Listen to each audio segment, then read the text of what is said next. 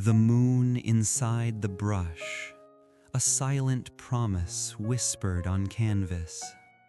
It began with the ochre of longing, a sun-baked earth yearning for rain. The soul, a field of wheat bending under an unseen wind, each stalk a prayer, each grain a tear. He saw the world in swirling blues, the color of distance, the color of dreams fading at dawn. A cypress tree reaching like a flame towards a sky heavy with stars. Loneliness, a crow flying across the twilight, its shadow a fleeting darkness on the golden corn. He painted his demons into angels, clothed them in vibrant hues, gave them wings woven from sunflowers. The yellow, the unbearable yellow, a scream trapped in light, a joy that bleeds. The silence of a bedroom, the echo of footsteps on a wooden floor, an empty chair, a testament to absence, a space filled with unspoken words. He searched for God in the petals of a flower, in the curve of a hillside, in the eyes of a peasant worn by toil, and found only himself reflected in the turbulent water of a stream. The brush an extension of his heart, trembling with emotion, spilling the secrets of his soul onto the expectant linen. The moon, a silver coin lost in the vastness of the night, a reminder of the beauty that endures even in the face of despair. He painted the night as if it were alive, breathing, pulsating with a hidden energy. The stars, not pinpricks of light, but swirling nebula of hope, incandescent wounds in the fabric of darkness. He saw the world upside down, inside out, a kaleidoscope of colors and emotions, a universe contained within a single brushstroke. The pain, a constant companion, a shadow that walked beside him, whispering doubts, feeding his fears. But even in the darkest hours, a flicker of faith, a belief in the transformative power of art. To capture the essence of a moment, to freeze time, to give voice to the voiceless. The sunflowers, defiant in their beauty, a testament to the resilience of the human spirit. Each petal a ray of sunshine, each seed a promise of rebirth. He painted the faces of the forgotten, the faces of the poor, the faces of the downtrodden, gave them dignity, gave them a voice, gave them a place in the sun. The beauty in the mundane, the extraordinary in the ordinary, the divine in the commonplace. A pair of old boots, a symbol of a life lived, a journey undertaken, a story etched in leather and dust. The light, a beacon in the darkness, a guiding star, a hope for a brighter tomorrow. He painted the light as if it were a living thing, dancing, shimmering, transforming everything it touched. The moon, a silent witness to his struggles, his triumphs, his failures. A constant presence in the ever-changing landscape of his soul. He walked among the fields, feeling the earth beneath his feet, the wind in his hair, the sun on his face. found solace in nature, in the simple beauty of a blade of grass, in the intricate patterns of a spider's web. The world a symphony of colors and sounds, a masterpiece unfolding before his eyes. The brush, his only friend, his only confidant, his only weapon against the darkness.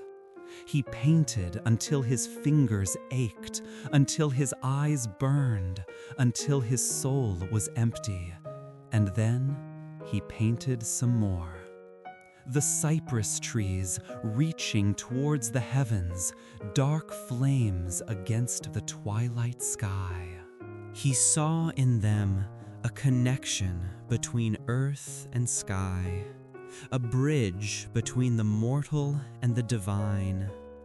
The stars scattered like diamonds across the velvet canvas of the night, each one a tiny spark of light, a reminder that even in the deepest darkness there is always hope.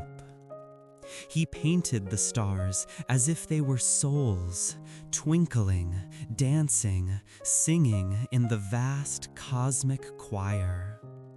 The village, nestled in the valley, a beacon of warmth and light in the cold, unforgiving night. He saw in it a sense of community, a sense of belonging, a sense of hope for the future. He longed for connection, for acceptance, for a place to call home. The wheat fields swaying in the breeze, a sea of gold under the summer sun. He saw in them the abundance of nature, the promise of a bountiful harvest, the cycle of life and death. He painted the wheat fields as if they were alive, breathing, growing, transforming with the changing seasons. The rain, a cleansing force, washing away the dust and grime of the world. He felt it on his skin, in his hair, in his soul. He painted the rain as if it were tears, tears of joy, tears of sorrow, tears of release. The silence, a profound and powerful presence, a space for reflection, a space for contemplation, a space for healing. He found solace in silence, in the absence of noise, in the stillness of his own heart. The wind, a restless spirit, whispering secrets through the trees, carrying scents of distant lands, stirring up memories of forgotten times. He felt the wind on his face, in his hair, in his soul. He painted the wind as if it were a ghost, invisible yet palpable, unseen yet felt. A force of nature that could both destroy and create. He saw faces in the clouds, stories in the stars, poems in the trees. He saw the world through the eyes of a child, with wonder, with awe, with innocence. He sought to capture that innocence, that wonder, that awe in his paintings. The colors, a language of the soul, a way to express the inexpressible, to communicate the unspoken, to reveal the hidden depths of the human heart. He mixed his colors with passion, with intensity, with love. He painted with his heart, with his soul, with his very being. He poured himself into his art, giving everything he had, holding nothing back. The act of creation, a sacred ritual, a communion with the divine, a way to transcend the limitations of the physical world. He felt closest to God when he was painting, when he was lost in the flow of colors, shapes, and forms. He believed that art was a form of prayer, a way to express gratitude for the beauty of the world, a way to connect with something larger than himself. He painted not for fame, not for fortune, but for the sheer joy of creation, for the love of beauty, for the need to express himself.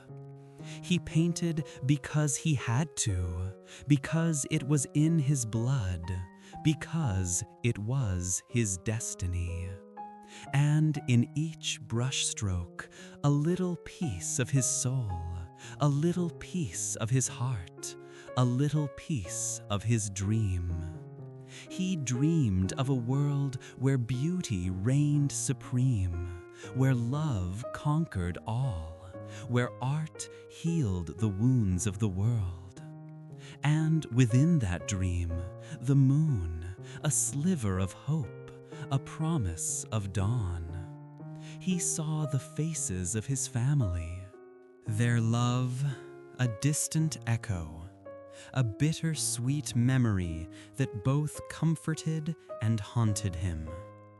He yearned for connection, for understanding, for acceptance. But the world remained a cold and indifferent place, a stage upon which he played his lonely role. Still, he painted. He painted the fields of gold, the starry nights, the cypress trees reaching for the heavens. He painted his own soul, raw and vulnerable, exposed to the elements, yet somehow still beautiful. He knew that his time was short, that his light would soon fade, that his voice would soon be silenced. But he also knew that his art would live on, that his paintings would speak to generations to come, that his soul would find immortality in the colors he left behind. He walked the path of thorns, embraced the pain, accepted the suffering, for he knew that without darkness there could be no light. Without sorrow there could be no joy. Without death there could be no life. He saw the beauty in decay, the hope in despair, the love in hate. He found God in the smallest of things, in the rustling of leaves, in the chirping of birds, in the gentle caress of the wind. And in that moment of perfect communion, he understood. He understood the meaning of life, the purpose of suffering, the power of love. He understood that we are all connected, that we are all part of something larger than ourselves, that we are all children of the universe. And with that understanding, he found peace, a peace that surpassed all understanding, a peace that filled his soul, a peace that allowed him to let go. He closed his eyes, took a deep breath, and smiled. He had lived, he had loved, he had painted. And in the end, that was all that mattered. The moon inside the brush, a reflection of his soul, a testament to his humanity, a legacy of beauty that would endure forever. The world, bathed in the soft glow of moonlight, whispered his name, a name carried on the wind, etched in the stars, painted on the canvas of eternity. The fields swayed gently, the cypress trees stood tall, the sunflowers bowed their heads in silent reverence. He was gone, but his spirit remained, alive in his art, alive in the hearts of those who loved him, alive in the soul of the world. And as the sun began to rise, painting the sky with hues of gold and rose, a single star twinkled brightly, a reminder that even in the darkest of nights, there is always light, there is always hope, there is always love. The brush lay still, its work complete. The canvas glowed, a window into another world, a portal to the soul. And in that world, Vincent walked among the fields of gold, bathed in the eternal light, forever free. His laughter echoed in the wind, his tears watered the earth, his love filled the universe. He was home. And in that homecoming, a promise of reunion, a whisper of eternity, a glimpse of paradise. The moon, now hidden behind the veil of dawn, smiled. Her light, a gentle blessing, a silent farewell, a promise of return. For in the endless cycle of life and death, of light and shadow, of joy and sorrow, there is always hope. And in the heart of every artist, in the soul of every human being, there is always a spark of divinity, a moon inside the brush, a dream of eternity. The silence now, a deep and resonant silence, filled with the echoes of creation, the whispers of the soul, the promise of beauty yet to come, a silence that speaks volumes, a silence that heals, a silence that transcends all understanding, a silence that is, in itself, a work of art. And in that silence, we listen. We listen to the voice of the wind, the song of the stars, the beating of our own hearts. We listen to the voice of Vincent, calling us home.